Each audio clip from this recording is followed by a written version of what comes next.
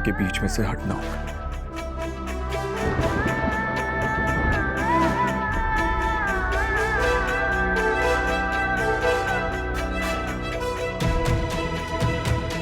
ईमान कह दो इससे कि तुम्हारी शादी इसे मजबूरी में करवाई गई थी, सिर्फ खानदान की इज्जत बचाने के लिए।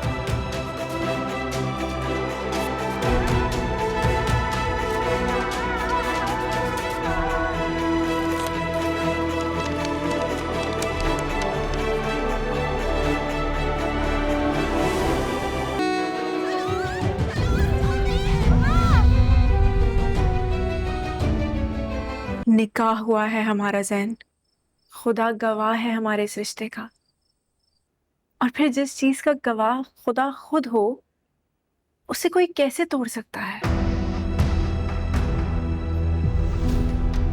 मैं मोहब्बत करती हूँ सलार से। अपना और मेरा तमाशा मत बनाओ।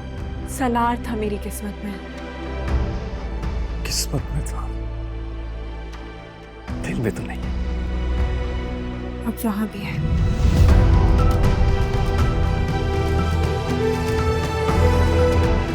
क्या करूं मैं तेरे मिजाज का, मेरे यार तू भी तो हद करे। कभी मेहरबान, कभी बदगुमा, कभी दे सुकून, कभी रद्द करे। अपने बेटे को समझाइए कि सवेरा उसके साथ किसी भी सूरत रहने को तैयार नहीं है, इसलिए वो कानूनी और शरई तकाजे पूरे करते हुए तलाक भिजवा दे। वैसे मुझे हैरत है भाई साहब, आपकी बेटियां हैं, तलाक का लफ्ज अदा करते हुए आपकी जुबान नहीं कांप रही?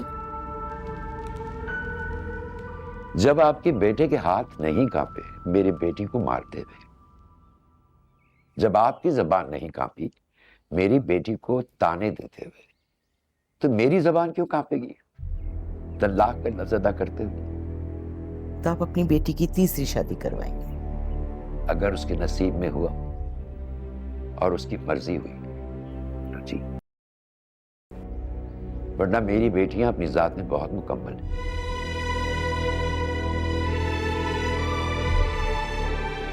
आपने मेरे घर अपनी 2 बेटियां भी आई हैं, तो तलाक भी एक को नहीं होगी।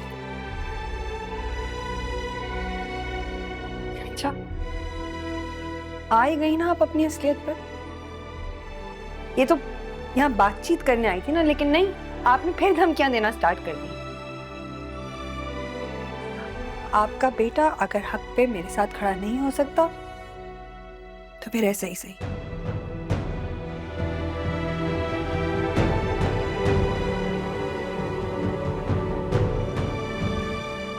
आंटी, आप जानती हैं हमारे माशरे की सबसे बड़ी बुराई क्या है? कि औरत ही औरत को मशवरा देती है जुल्म सहने का। मुझे लगता है कि आपके साथ भी कुछ ऐसा ही हुआ होगा।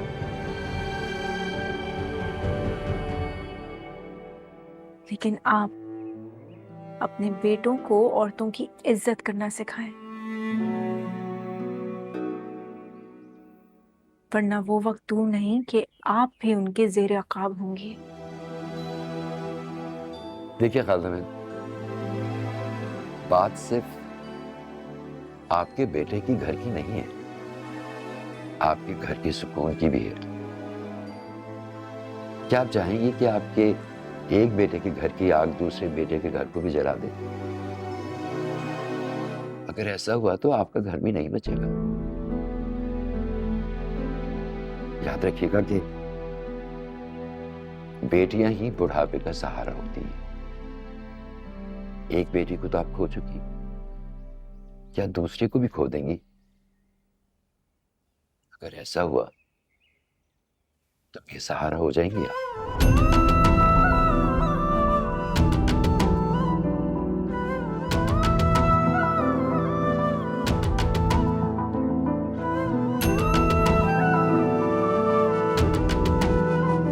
तुम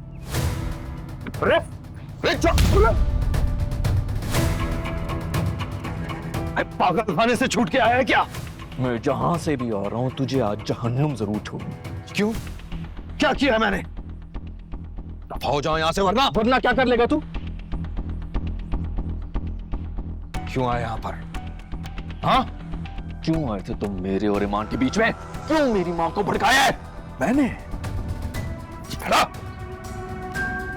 ईमान ने बताया ये तुम्हें? सवाल पर सवाल मत पूछ, जो बोला उसका जवाब दे। मैं खुद भुगत रहा हूं इस खानदान को। मैं किसी का घर क्या तोड़ूंगा? सीधे अल्फाज में बात करो। तो सुनो, ये जो आलम साहब है ना, इनका काम ही यही है। हमारे जैसे कमाऊ पूत लड़कों को घेरते हैं, अपनी बेटियों से शादियां करवाते हैं, लेकिन जैसे ही हमसे अमीर लड़के नजर आ जाएं, तो उनकी शादियां तोड़वा के उनके पीछे लगा देते हैं। ये सारी बहनें ऐसी ही है। बकवास बंद कर अपनी। अच्छा, मैं बकवास कर रहा हूं? मेरी बीवी 2 बच्चियों के बाद तलाक ले रही है। क्यों? क्योंकि मेरी ही खाला के बेटे से, मेरे ही पार्टनर से चक्कर चल रहा है उसका। यकीन नहीं आता तो जाकर पूछ लो।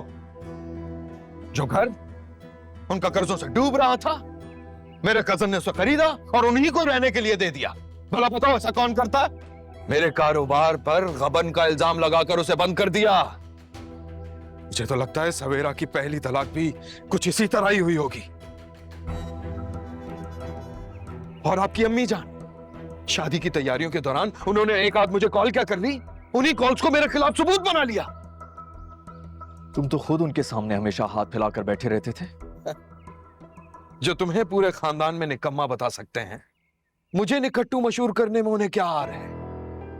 और वो लड़का सालार जिससे शादी हुई है ईमान की, जानते हो कौन है वो? आलम साहब का एक अरसे से दोस्त बना फिर रहा है वो। भाई अगर शादी ही करनी थी तो पहले ख्याल क्यों नहीं आया? क्योंकि पहले नहीं था मालूम कि उसके पास पैसे कितने हैं। और जैसे ही पता चला, वहां उसकी शादी तुड़वाई और यहां अपनी, और छुप कर उसके घर वालों की मर्जी के खिलाफ उससे निकाह कर लिया। हाँ ईमान, तुम्हारी अपॉइंटमेंट है आज डॉक्टर तबरेज के साथ। भूल गया था। लेकिन मैं नहीं भूली। खैर, अभी टाइम है, मुझे पिक करते हुए जाना, साथ चलेंगे। यही तो मसला है, तुम कहाँ बोलती हो।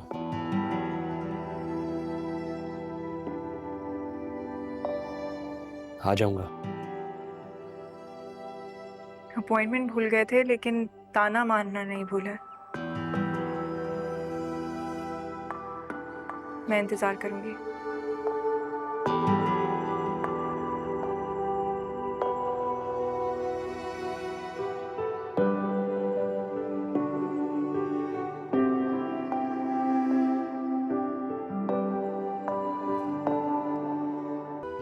रिमाइंड करने के लिए शुक्रिया।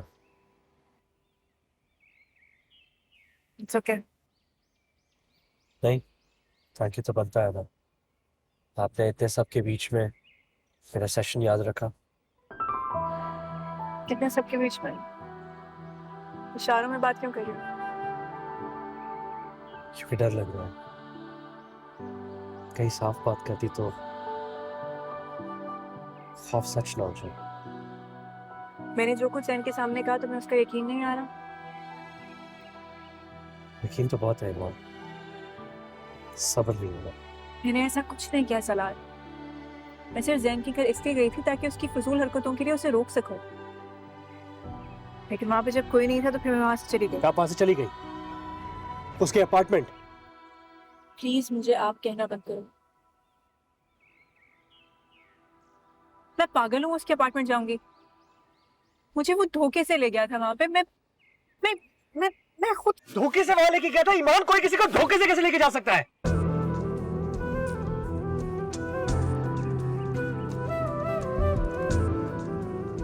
तुम्हें सा देखकर डर लग रहा है मुझे। तेरी बेबसी देख के तुम्हें रोना नहीं आ रहा? तुम एक बात सच बताओगे? मुझे घर छोड़ने के बाद क्या तुम जैन से मिलने गए थे? नहीं, ये क्यों पूछ रही हो मुझसे? बानो आपा का फोन आया था जैन कल से मिस। ओह वाह, तो लोग अब तक उसे ढूंढते ढूंढते तुम तक ही पहुंचते हैं।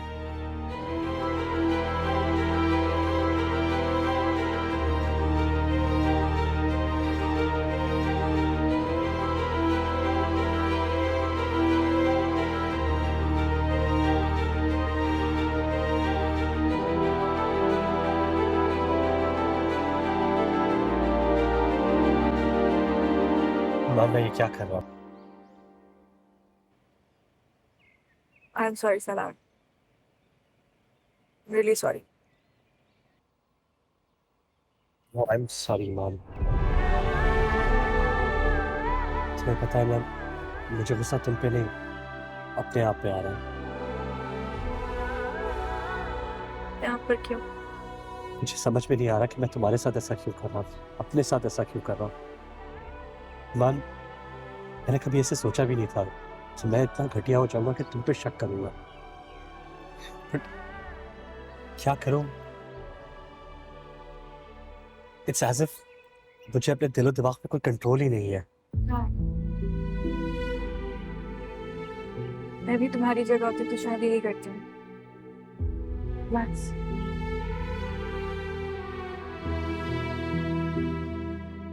खुदा ना करे तुम मेरी जगह पे हो ईमान। देर हो रही है, चले?